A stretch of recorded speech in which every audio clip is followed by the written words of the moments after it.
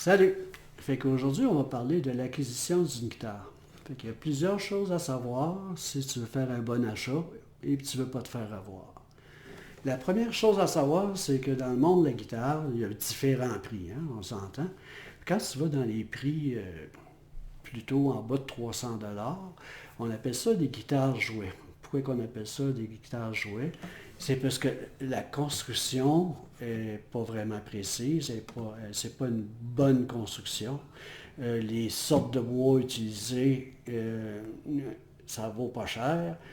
Mais le résultat de tout ça, c'est que quand tu vas venir pour jouer, le son ne sera pas intéressant, ça va être même décourageant.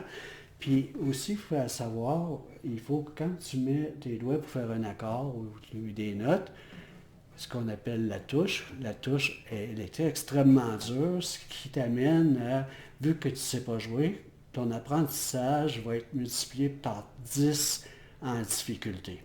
Après ça, tu as des guitares qui en valent la peine. C'est parce que la construction est bien faite. Il y a un minimum de qualité de bois et une construction avec un manche qui est plus facile à s'approprier. Jusque-là, ça va? OK. Deuxième affaire à savoir. Une guitare, comment ça fonctionne? C'est assez simple. Le côté et l'arrière, ils sont comme une caisse de son. Puis le devant, c'est ton speaker. OK. À cette heure, dans les bois qui sont utilisés pour construire des guitares, il y a comme deux classes encore. Il y a la classe qui est, comme on pourrait dire, du plywood. C'est plusieurs couches de bois collent ensemble très minces, puis là, ils vont découper des morceaux là-dedans pour faire tes côtés, ton devant et ton arrière. À cette heure aussi, l'autre sorte de classe, c'est un bois massif qu'ils appellent. Autrement dit, c'est juste une tranche de bois et non un paquet de tranches de bois collées ensemble. C'est vraiment juste une tranche de bois coupée dans un arbre. Puis là, ils découpent les morceaux pour faire ton devant, soit ton côté, soit ton arrière. Le plus important à savoir, le côté et l'arrière peuvent être facilement faits avec du bois que j'appelle plywood. Ça, c'est pas grave. Mais ton top, c'est un must, il faut qu'il soit un bois massif. Pourquoi il faut qu'il soit un bois massif? Quand ils font une guitare jouée, ton dessus, il est fait comme en plywood, puis ça vibre mal. Fait que ton speaker, il marche mal. C'est pas un bon speaker. Tandis que quand ils prennent une tranche de bois massif, puis ils font ton top massif, là, ton speaker, il devient excellent. Fait que, et toute là la différence entre une guitare jouet et une guitare qui mérite d'être appelée guitare. OK, maintenant on va passer à les sortes de bois pour construire une guitare. Fait que le devant, en général, c'est fait soit en mahagoni, en épicéa ou en sitka. Le mahagoni, dans le fond, c'est un beau mot pour dire acajou. Après ça, il y a l'épicéa, que c'est du pain. Et puis, tu as le sitka, qui est comme une coche au-dessus, c'est du pain qui vient de l'Afrique. En Afrique, les pains, vu que la température est beaucoup plus égale qu'ici, il grandit égal. Fait que quand ils coupent une tranche de bois là-dedans, la tranche de bois est beaucoup plus de qualité et égale tout au long du morceau de bois. Mais par contre, ça va un petit peu plus cher. Fait que si tu achètes une guitare, des fois tu vas voir ça, la guitare, il te l'offre soit le dessus en mahagoni, soit le dessus en épicéa ou sitka. Ben, si c'est l'épicéa qui est peint ou sitka qui est le top of the line, ça va te coûter probablement au moins 100 pièces de plus pour la même guitare. Mais par contre, c'est un 100 pièces très bien investi. Fais-moi confiance. Moi, j'achète rien du sitka. C'est comme ça. Le côté et l'arrière, ça va être aussi souvent du mahagoni, du rosewood ou parfois de l'érable. Okay. Fait que le mahagoni a encore de l'acajou. Un petit peu plus cher que le rosewood. Puis pourquoi ils appellent ça du rosewood? C'est encore un arbre qui pousse en Afrique. Puis le rosewood, quand il coupe, il sent la rose. Puis tu peux voir que la couleur du rosewood est tout le temps d'un brun foncé. Mais tout dépendant de la batch que tu as eu, qu'ils ont eu pour la faire, soit qu'il soit plus foncé ou un petit peu plus clair. Mais c'est le bois que moi je préfère pour le côté et l'arrière. Ça fait une excellente caisse de son. Ça bat le cajou. Puis parfois, ils vont mettre de l'érable, ce qui est nécessaire, comme j'ai une guitare qui est comme toute, bien ici, elle est jaune, mais mon Sitka est vraiment un plus blanc. On peut l'avoir ici, attends un peu, là, on peut l'avoir. Et là, on voit qu'elle est beaucoup plus claire. Les côtés et l'arrière sont faits en érable pour garder le côté blanc de la guitare. Fait que c'est pour le style que ça a été fait. Après ça, comme je disais, l'arrière et le côté, habituellement, à des prix normaux, sont faits comme en plywood, comme j'expliquais. Mais tu peux payer un peu plus cher, comme celle-ci. Le devant est en bois massif, le derrière est en massif, puis le côté est en plywood. OK?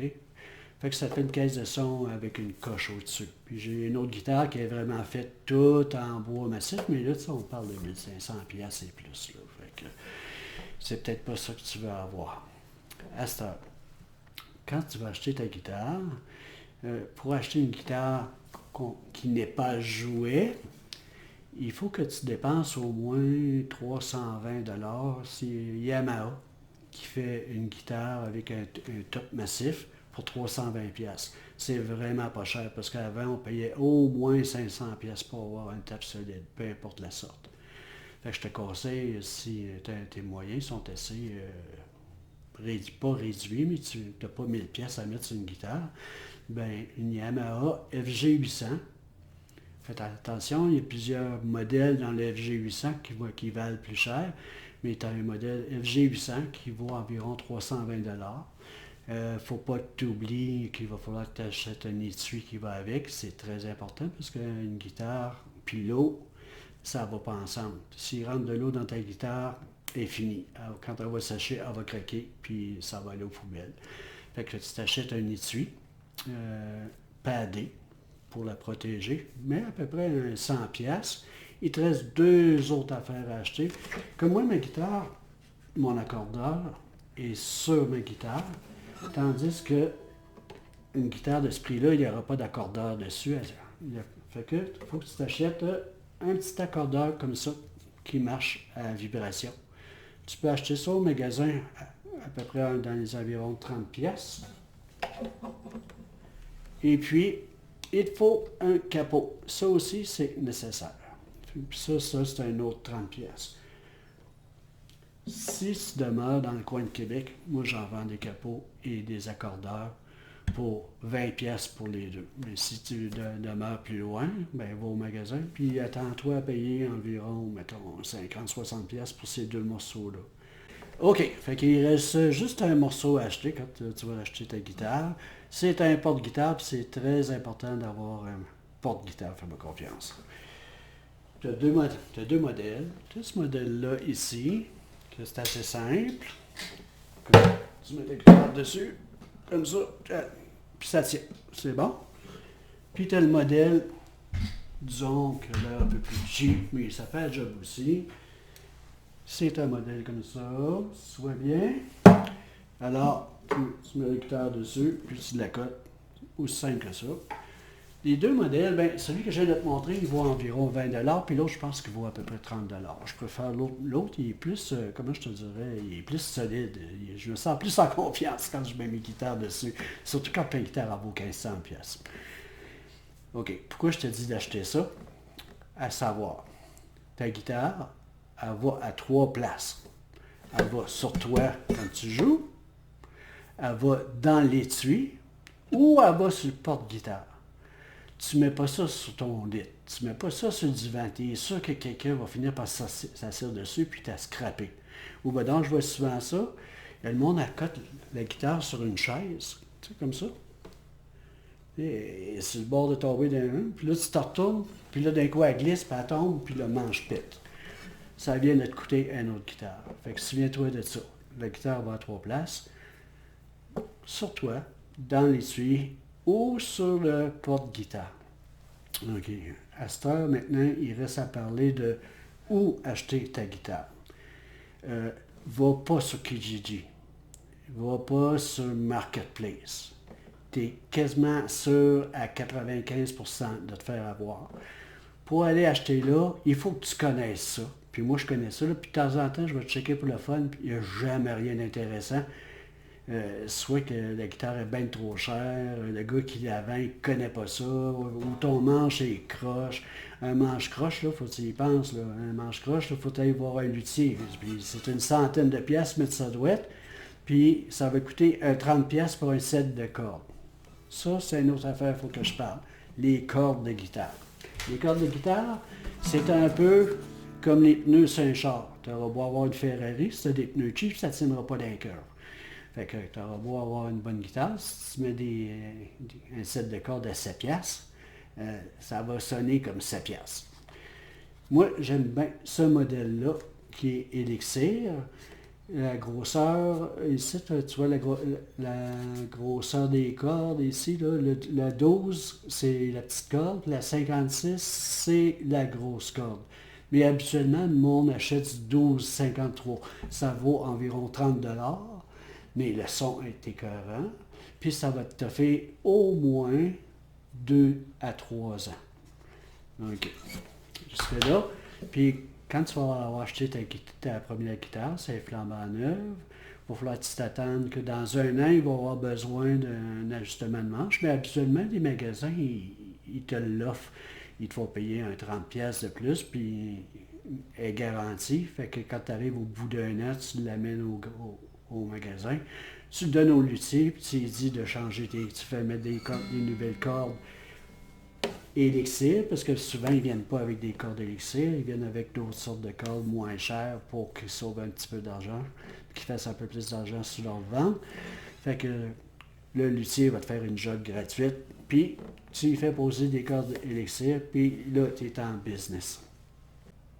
Une dernière chose que j'avais oublié de mentionner, c'est que quand tu vas aller acheter ta guitare dans un magasin, ben, tu choisis un magasin qui vend des instruments de musique. Tu ne vas pas chez Archambault ou qui vendent des livres, puis dans le coin, ils vendent des instruments de musique, ils n'ont même pas de luthier. Fait que si ta guitare a quelque chose, c'est que tu n'as pas de luthier pour venir te l'arranger. Ou Best Buy qui vendent des guitares aussi, ou Costco. Ils vendent des guitares. Ben, Costco, ils vendent des guitares jouets. Et puis, Best Buy aussi qui vend des guitares, mais ils n'ont pas de luthier. Fait que, puis même souvent, ils vont te donner une boîte avec une guitare qui n'est même pas la guitare que tu as voulu acheter. Ça va être un autre modèle. Fait que tu évites ça. Tu t'en vas dans des magasins qui sont spécialisés dans les instruments de musique. Je pense que j'ai pas mal fait le tour. Si jamais tu as d'autres questions, tu peux toujours m'écrire à mon adresse email qui est gitgit@hotmail.com. Ça fait que ça fait GUYD GUIT en commercial hotmail.com. Je peux te répondre live, mais c'est un service payant. Mais avec tout ce que je te dis, tu devrais bien te débrouiller. Et pour finir, mon prochain post, ça va être plus le côté musical de la guitare. Il faut apprendre à savoir comment ça fonctionne cette histoire-là. Comment accorder tes cordes, comment les notes fonctionnent sur le manche. Il y a 6 cordes, comment faire un accord, quelles cordes jouer, ainsi de suite. Comment que peut-être que tu connais pas le A, B, C, D, E, F, G, peut-être que tu connais juste le Do, Ré, Mi, Fa, Sol, La, Si, Do, et ainsi de suite. C'est juste mettre la table pour que tu comprennes que quand je vais te montrer ta première chanson, ben que tu comprennes de quoi que je parle. Une petite dernière chose, j'apprécierais que tu t'abonnes à mon compte TikTok. Ça serait vraiment apprécié. Là-dessus, je te souhaite un bon magasinage, puis trouve la guitare de tes rêves. À plus. Bye.